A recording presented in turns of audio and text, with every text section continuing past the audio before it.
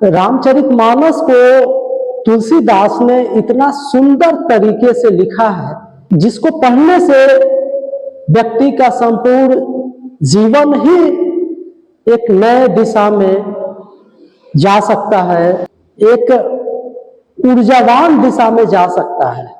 हम रामचरितमानस के एक छोटे से हिस्से पे केस स्टडी के रूप में बात करेंगे।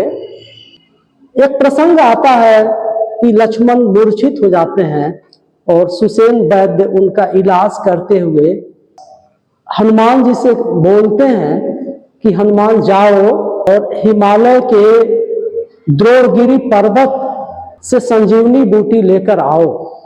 जब हनुमान जी हिमालय के द्रोणगिरी पर्वत जाते हैं तो वहां पे ढेर सारे जड़ी बूटी चमक रहा होता है। हनुमान जी से बताया गया होता है कि जो जड़ी बूटी चमकता हुआ होगा वही संजीवनी बूटी है। हनुमान जी वहां पे ये सोचने लगते हैं कि इस ढेर सारी जड़ी बूटी जो चमक रहा है इसमें कौन सी संजीवनी बूटी है। वो जड़ी बूटी को पहचान नहीं पाते हैं। तो हनुमान जी निर्णय लेते हैं और पूरी द्रोणगिरी पर्वत ही लेके आते हैं। उसमें से सुसेन वैद्य संजीवनी बूटी को पहचान कर लक्ष्मण जी को देते हैं और लक्ष्मण जी उठ के खड़े हो जाते हैं।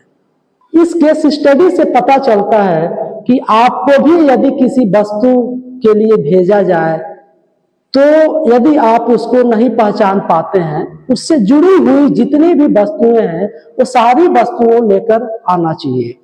यदि किसी ऑफिस में आप काम करते हैं, आपसे कोई पेपर मांगा जाता है तो आपको उससे जुड़ी हुई अन्य पेपर भी लेके आना चाहिए।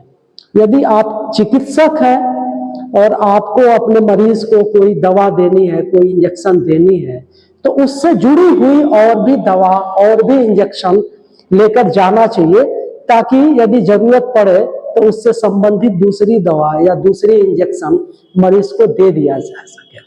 तो ये पूरा प्रसंग जो है एक केस स्टडी के रूप में यूज होता है कि यदि किसी खास वस्तु के लिए आपको भेजा गया है तो उससे जुड़ी हुई अन्य वस्तुएं भी जो उससे संबंधित हो उसको लेकर आना चाहिए ताकि जरूरत पे उसका भी उपयोग हो सके।